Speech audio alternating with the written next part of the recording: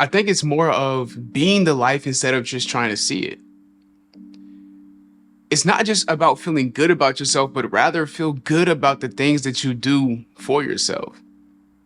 And I'm realizing this more and more and more for myself as I reflect on who I was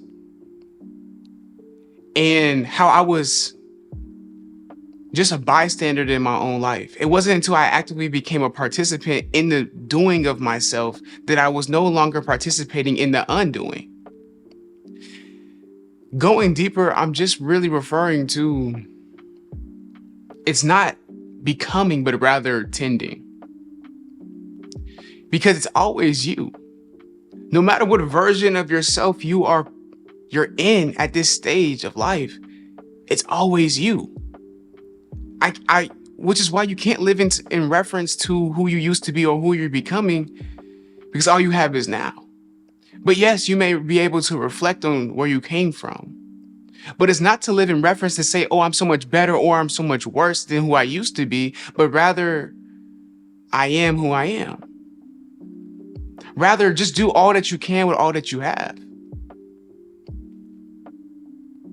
And once you're no longer trying to live in reference to a previous version of yourself or who you're expecting yourself to be, you can just be present, tending the garden, tending yourself.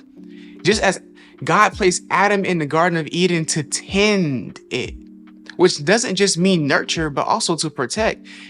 It's not just nurturing who you're trying to become and sowing that seed, but rather also protecting who you are now. And in protecting who you are now, just kind of concludes into being loving yourself right now, finding joy in the moments right now, because who you are now deserves to be loved.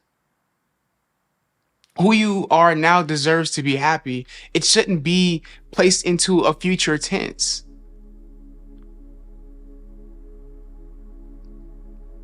But to be experienced now. And in Proverbs 16:3, it says, commit your works to the Lord and your thoughts will be established. But when we go deeper, we realize that the reason why it's hard for us to lock in, the reason why it's hard for us to pursue these things fully is because these thoughts aren't always ours. We get visions of what our life may look like if we decide to pursue it fully. So if these thoughts, though, aren't necessarily ours, how did we get them? And sometimes it's influenced by others. But we know when it is, and sometimes it's easy to shake those things off because it was just good for the moment. But what happens when we have those thoughts that linger? That we wake up constantly thinking about and fall asleep, constantly pondering why we didn't do more to achieve them. Why we feel like we're constantly procrastinating even when we're doing things. And it's these thoughts that we realize are given to us by something so much greater than us. And when we think about the word commit, as verse 3 says, commit your works to the Lord and your thoughts will be established. When we think about the word commit, it means to dedicate, to entrust, to surrender. So it's not just saying that you should just do these for God, but it's rather saying surrender to it, surrender to the thoughts, surrender to the vision, acknowledge what's happening. A lot of times we fight it because we don't feel like we want to do it, which causes us to procrastinate, which causes us to overthink, which causes us to be overwhelmed, leading us to be paralyzed in doing nothing as a result. But when we rather commit and just dedicate and trust and surrender to what we're being called to, is when we can actually finally answer it. It means, in a deeper synonym for commit, just means align. Come into full alignment, come into full agreement of what you're being called to. This is the first step to locking in, to being committed, to being consistent. It means to surrender and being in full alignment. Then it says, and your thoughts will be established to the Lord. And it says your thoughts will be established. Established just means that you will, as you're doing it, in the midst of working, you gain more clarity. I talked about it the other day, but it's just realizing that this is all we get. But the Lord, He knows the full picture. The Lord has the full picture. He sees everything. We only get a glimpse. We get this small little bit of the vision. But all the Lord wants us to do is start here. We don't have to see everything as He sees everything. He doesn't even want us to. He delights in us having to trust and surrender and commit to Him. Commit to the thoughts. Establish, then it's established. Once you're willing to just commit fully to it, it will be established for you.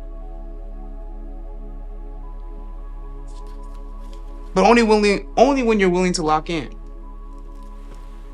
Only when you're willing to lock in. Only when you're willing to align your efforts with God's will. Because that is the best combination you can ever have, when what you do is also aligned with what God wants for you. That's when it no longer seems to be uneasy. I'm not saying that you will have that it won't still be kind of confusing. But remember that God doesn't give confusion, but rather clarity and peace at mind. Peace and a sound mind is what He provides. So the confusion only lies within what we don't know. The confusion only lies in what distractions we allow to try to take space in places that they were never meant to be. The confusion only lies when we're trying to see the world instead of being it.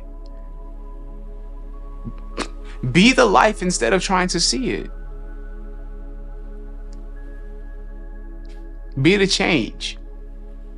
There's so many different ways to say it, but it all really ends up in the same destination, which means you just have to take the journey. And how interesting it is that sometimes we have to be lost before we can be found. But it's in being lost that gets, man.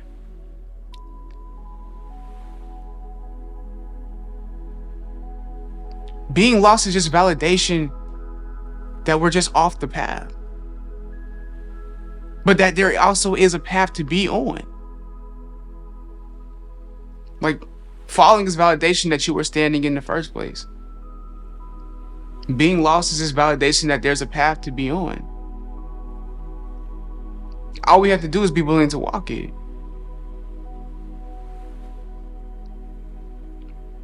And get out of this thing that you have to become, but rather just to tend, to nurture, to protect what you already are. And who you're becoming is inevitable. Many people die before they ever enter the grave.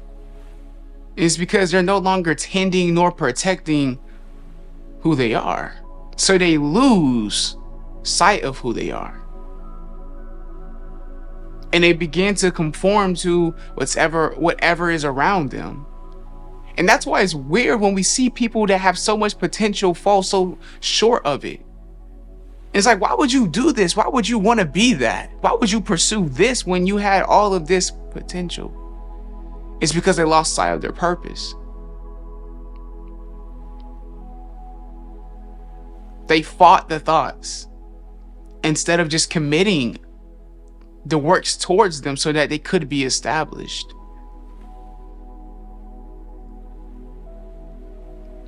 In other words, man, this is just your sign to lock in. This is just your sign to be everything that you knew that you are intended to be. and not a dollar short. Fully commit to it because it's worth committing to.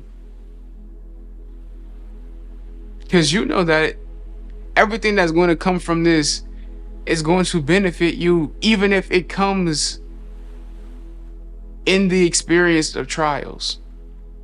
Even if it comes in a cloudy version of confusion where you can't see anything. And many times God delights in this, where we don't understand where he's taking us. So I was talking to my friend Seth the other day, and it was catching so much revelation in it.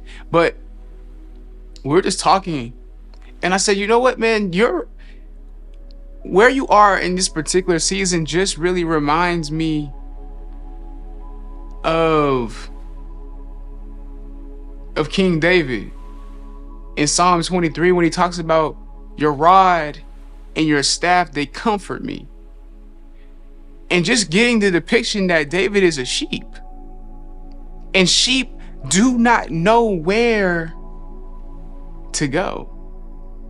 They are very dependent on the shepherd. And when sheep are in unfamiliar places, even more so, they begin to wander to try to find familiarity. And when we wander, that is when we leave the 99 and become the one. But understanding that God delights in us so much that he'll leave the 99 just to get us back to the flock, just to get us back on path. And it's in his rod that corrects us, that guides us back, that steers us away from the trouble that we were headed towards, out of being lost, and leads us back. And as his staff, that's where we find clarity. In his staff, it provides guidance, leadership for us to follow suit. But just imagine that you're that sheep that is wandering, trying to find familiarity, when God just wants you to follow him, even in confusion, even in unfamiliar places, because that he is the one who's going to lead you to prosperity. And when we even go deeper, we can start seeing more. I'm catching even more revelation, where just in context to what David is talking about, it just goes so much deeper. Like it goes so much deeper. I don't even, man. But the clarity that you are seeking is on the other side of the commitment. So lock in. Do all that you can with all that you have. I really want to go deeper into that metaphor, but I'm trying to stay on track because I know it'll take me further and further away from the message. But realize that you are sheep, a part of the flock.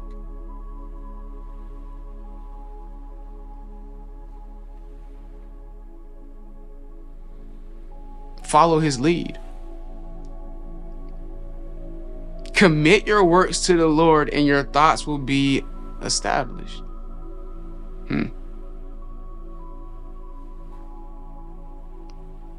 That sounds like a promise. So hold on to it. And understand this too, its establishment is going to look different. Hence, I didn't say your dreams come true, but I said your thoughts will be established, and established really just provides clarity. It begins to manifest into reality from something that was once in your head to now something that is in your hands. But you got to lock in. Let this be your sign to lock in and do all that you can with all that you have. Because he created you purposefully. Just the intention of you being created at this particular time in this particular place with the particular gifts that you have, with the particular vision. I don't know what vision you have. I don't know your thoughts. No, neither do you know mine. But yet it can still be established. How wonderful. Do all you can. If this video, or rather if you made it to the end, then I'm super glad that this meant something for you. And I pray that this is something that this message is just delivered for those who are ready to receive it. And it's okay if not today. It's okay if you don't lock in and it doesn't all fit right now. And maybe you're still hesitant to take the steps. Maybe you're just not ready to lock in. I understand, because there was times where I wasn't either. Realize that this, though, I want to leave you with this. There's not a previous self that you have to overcome, nor a future self that you have to achieve. All you have to do is just be.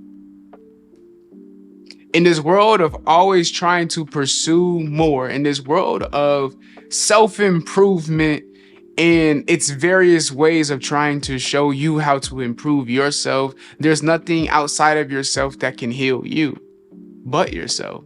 There's nothing outside of yourself that can motivate you but yourself. There's nothing outside of yourself that can make you commit further than you. It all starts and ends with you. Which is why you don't have to worry about becoming anything, but rather just tending your soil. Making sure that, yes, plant the seed, but when you're sowing the seed, make sure that you remember to water it. Because you're worth it. And hey, even if you don't believe it today, that's why I'll see you tomorrow. Peace. And lock in.